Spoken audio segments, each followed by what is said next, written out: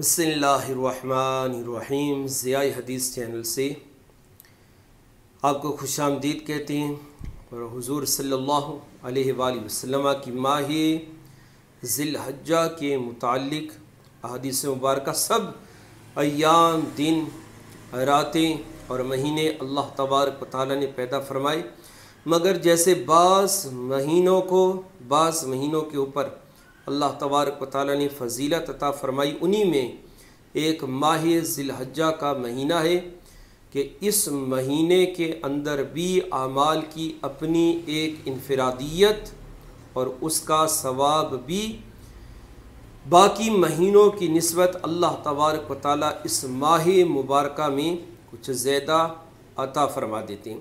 ایک ہے اس ماہ مبارکہ میں روزے رکھنا، عبادت کرنا اور اعمال خیر کرنا۔ اللہ تبارک و تعالیٰ کو باقی ایام کی نسبت اس ماہ مبارکہ کے اول عشر میں کوئی بھی عمل خیر کرے، کوئی بھی نیکی کا کام کرے، وہ باقی دنوں کی نسبت اللہ تبارک و تعالیٰ کو ان دنوں میں بہت زیادہ محبوب ہے۔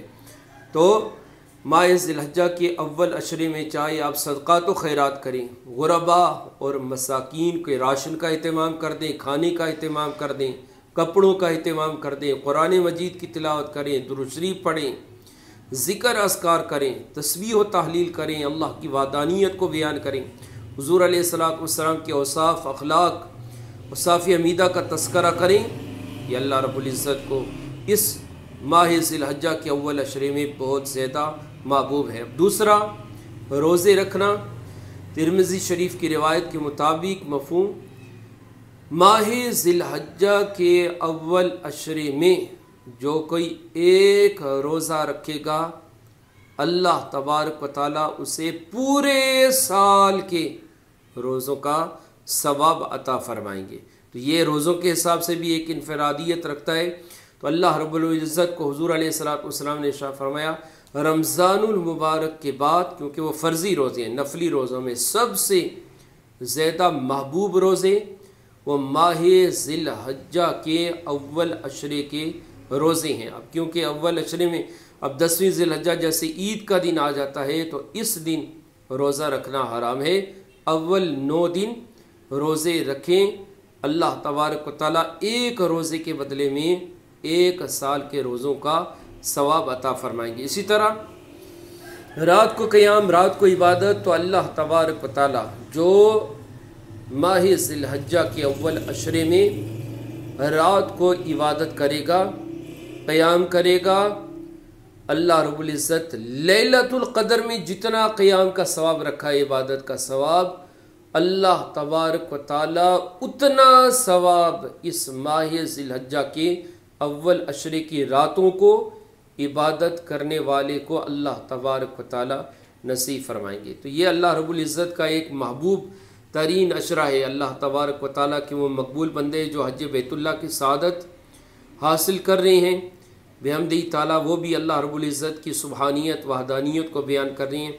اسی طرح عمل خیر کریں زیادہ سے زیادہ کثرت کے ساتھ، اور مسئلہ سماعت فرما لیں۔ آج جیسے پاکستان میں 28 ذی الحجہ ہے، تو ابن ماجہ شریف کی روایت مفہوم حضور علیہ السلام نے ارشاد فرمایا کہ جس نے قربانی کرنی ہو وہ 1 ذی الحجہ سے قربانی تک اپنے بال اور ناخن نہیں کاٹے۔ پہلے مسئلہ یہ سماعت فرما لیں کہ یہ حکم ہے استحبابی، مگر ہے حضور علیہ السلام کی سنت مطہرہ۔ تو کیونکہ صحابہ کرام رضوان اللہ علیہ مجمعین کا مقصد ہی کیا تھا، زندگی کا مشن کیا تھا، حضور علیہ السلام کی ایک ایک ادا کو محفوظ کرنا، سنت پر عمل کرنا۔ وہ آپ حدیث مبارکہ ہے نا، ایک صحابی سواری پر سوار ہوئے تو چلتے چلتے انہوں نے فوراً اپنی گردن کو جھکا لیا۔ وہ دیگر صحابہ نے پوچھا یہ کیا معاملہ، نہ کوئی آڑ تھی نہ کوئی درخت آیا؟ وہ کہتے ہیں حضور علیہ السلام کے ساتھ جب ماقبل سفر میں نے کیا تھا، یہاں پہ درخت تھا، اس کی ٹہنی سے ٹکرا نہ جائیں تو حضور علیہ السلام نے گردن مبارک جھکا لی تھی، تو میں نے حضور علیہ السلام کی سنت پر عمل کیا، اگرچہ ابھی درخت نہ تھا۔ تو سنت پر عمل ضروری ہمارے لیے۔ تو جنہوں نے قربانی کرنی ہے وہ یکم ذی الحجہ سے پہلے، کیونکہ کل پاکستان میں 29 ذی القعدہ ہے، تو اس لیے کل شام سے پہلے وہ اپنے سر کے بال، بغل کے بال، زیر ناف بال، اسی طرح اپنے ناخن کاٹ لیں، تو یہ عشرہ ان کے ساتھ آسانی سے گزر جائے گا۔ اللہ تبارک و تعالیٰ ان لوگوں کو جو شیو وغیرہ کرتے ہیں، تو کیا بتائے سنت کی برکت سے اللہ تبارک و تعالیٰ انہیں ریش مبارک رکھنے کی بھی توفیق نصیب فرما دے۔ قربانی والے دن جب آپ کی قربانی ہو جائے تو پھر اس کے بعد آپ اپنے سر کے بال اور اپنے ناخن اس کے بعد کاٹ لیں۔ یہ سنت مطالعہ، یہ عمل جو ہے وہ استحبابی ہے، اگر کوئی عمل کرتا ہے تو ثواب پائے گا، اور اگر عمل نہیں کرتا تو وہ گنہگار نہیں ہوگا۔ قل ان کنتم تحبون اللہ فاتبعونی یحببکم اللہ، تو اللہ فرماتے ہیں نا کہ تم ہر ایک کی تمنا ہے کہ میں اللہ کا محبوب بندہ بن جاؤں، تو اللہ رب العزت ارشاد فرماتے ہیں پھر میرے حبیب کی اتباع کرو صلی اللہ علیہ وآلہ وسلم۔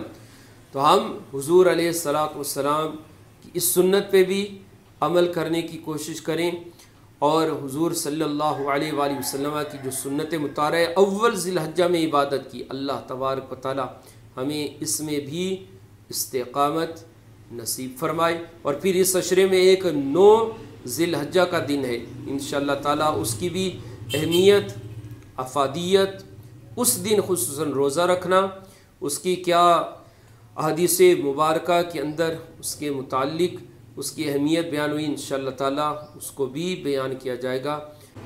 اللہ تبارک و تعالیٰ اپنے ہر حکم حضور صلی اللہ علیہ وآلہ وسلم کی ہر سنت پر عمل کی توفیق نصیب فرمائے۔ وما علی الا البلاغ۔